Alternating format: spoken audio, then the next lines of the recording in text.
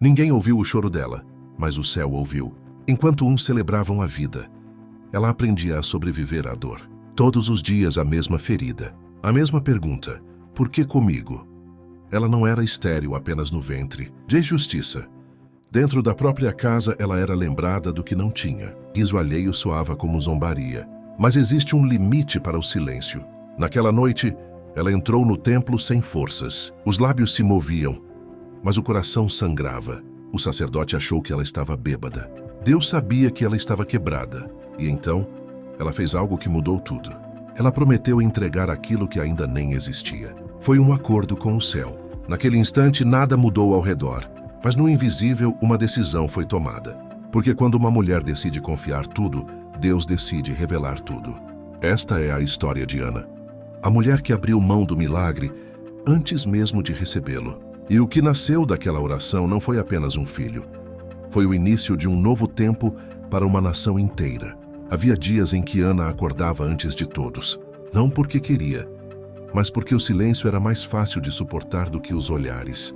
Ela se levantava devagar, como se cada passo pudesse acordar a dor que dormia dentro dela. Arrumava a casa com cuidado, organizava tudo, como se a ordem ao redor pudesse consertar o vazio por dentro. Naquele tempo, o valor de uma mulher era medido pelo som de passos pequenos correndo pela casa. E na casa de Ana, não havia passos, havia apenas o eco. Ela via o tempo passar marcado não por datas, mas por ciclos que nunca se completavam. Cada mês trazia esperança. Cada mês terminava em silêncio. E com o silêncio vinha a vergonha, não dita em palavras, mas presente nos olhares prolongados, nas conversas interrompidas quando ela se aproximava, nos sorrisos de pena que feriam mais do que ofensas. Hannah se perguntava em segredo se havia feito algo errado. Se Deus estava em silêncio por castigo, se seu ventre fechado era um sinal de rejeição. Às vezes, a fé parecia pequena demais para carregar tanta dor, porque soltar a fé significava afundar. À noite, quando tudo se aquietava, ela colocava as mãos sobre o ventre vazio. Não por costume, mas por esperança. Esperança de que Deus ainda estivesse escrevendo algo, mesmo quando tudo parecia terminado. Ela não queria ser lembrada por todos. Naquela casa onde faltavam vozes infantis, nascia algo invisível mas poderoso. Uma fé silenciosa sendo forjada na dor. Porque antes de Deus abrir um ventre, Ele costuma preparar um coração. Mas a dor que Ana escondia dentro de si, logo seria exposta por alguém que transformaria silêncio em humilhação. Inscreva-se agora e caminhe conosco nessa jornada de fé. A dor de Ana não vivia apenas dentro dela. Ela sentava à mesa todos os dias. Penina estava sempre ali, não como uma inimiga declarada, mas como alguém que sabia exatamente onde ferir. Ela não precisava levantar a voz. O tom era calmo, o sorriso era educado, mas cada palavra vinha carregada de intenção. Quando os filhos corriam pela casa, Penina os chamava em voz alta, como quem faz questão de ser ouvida. Venham aqui, meus filhos. Ana ouvia, sempre ouvia. À mesa, Penina distribuía comida aos filhos primeiro. Ajudava, limpava, ria. Depois olhava para Ana, e o silêncio dizia tudo. Às vezes vinha uma frase disfarçada de preocupação. Você não vai comer hoje? Outras vezes, apenas um olhar prolongado, como quem pergunta sem palavras. Ainda dói? E doía. Doía porque não era uma humilhação isolada. Ano após ano, festa após festa, Penina fazia questão de transformar a ausência de Ana em espetáculo. Ela não queria apenas ter filhos. Queria que Ana sentisse não ter. E o mais cruel é que ninguém interrompia. Era como se o sofrimento de Ana fosse normal. Ana engolia o choro diante de todos, mas à noite sozinha, as lágrimas vinham sem permissão. Havia dias em que ela se perguntava se Deus também estava olhando, ou se o céu havia se fechado apenas para ela. Penina dormia em paz.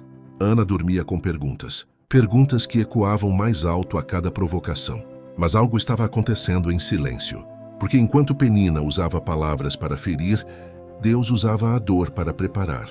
E aquela humilhação constante, que parecia apenas crueldade humana, estava empurrando Ana para um lugar perigoso. O lugar onde a fé deixa de ser teoria e se torna desespero. E seria justamente no dia de maior dor que Ana faria a oração mais arriscada da sua vida. A dor de Ana já não vinha só de fora.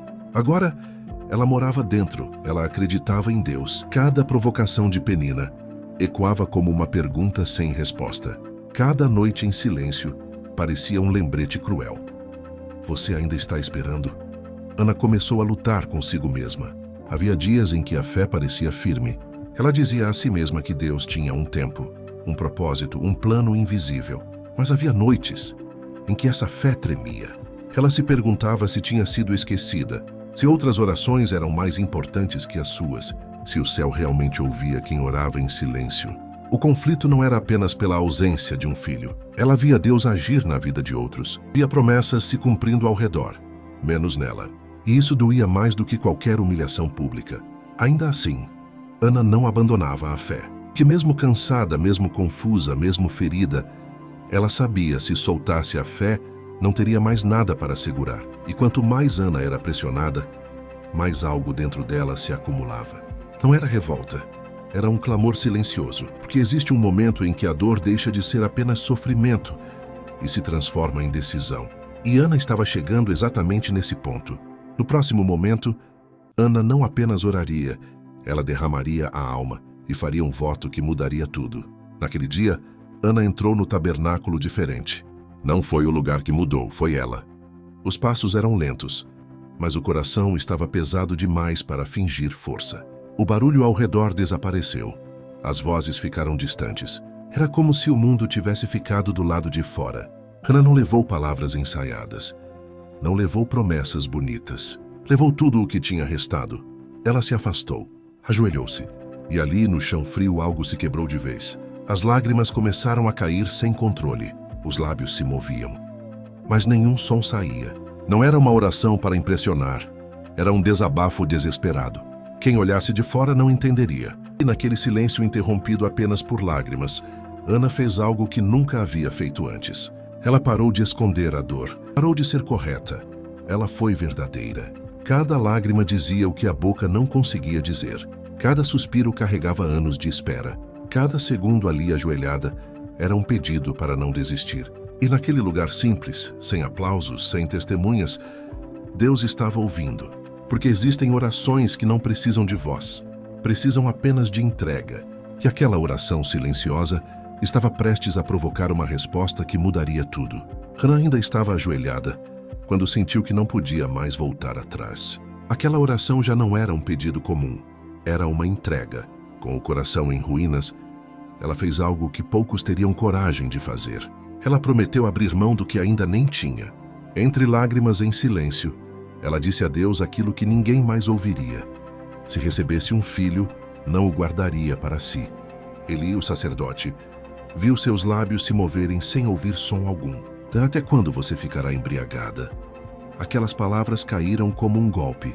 Ana já estava ferida e agora estava sendo mal interpretada. Mas ela não se levantou para se defender com raiva. Ela respondeu com humildade. Disse que não estava bêbada. Disse que estava quebrada. Disse que derramava a alma diante de Deus. Era a primeira vez que alguém ouvia sua dor em voz alta. E algo mudou. Ele percebeu o erro. O olhar endurecido cedeu lugar à compreensão. E então ele declarou palavras simples, mas carregadas de peso eterno. Vá em paz, e que o Deus de Israel lhe conceda o que você pediu. Ana se levantou diferente. Nada ao redor havia mudado. A situação ainda era a mesma, mas dentro dela algo tinha se acalmado. Porque antes do milagre acontecer, Deus já havia respondido o coração. Ana voltaria para casa sem o milagre nas mãos, mas com uma paz que ninguém conseguia explicar. Quando Ana saiu do tabernáculo, ela ainda não carregava um filho, mas já não carregava o mesmo peso, mas algo dentro dela tinha sido tocado. Ana voltou para casa sem sinais visíveis de milagre, sem garantia. Mesmo assim, ela voltou em paz. Pela primeira vez em muito tempo, ela conseguiu comer sem chorar, conseguiu respirar sem sentir o peito apertar. As provocações ainda existiam, os olhares ainda vinham. Era como se a dor tivesse perdido a voz, porque Ana entendeu algo que muda tudo. Deus ainda não havia respondido com ações, mas já havia respondido com presença.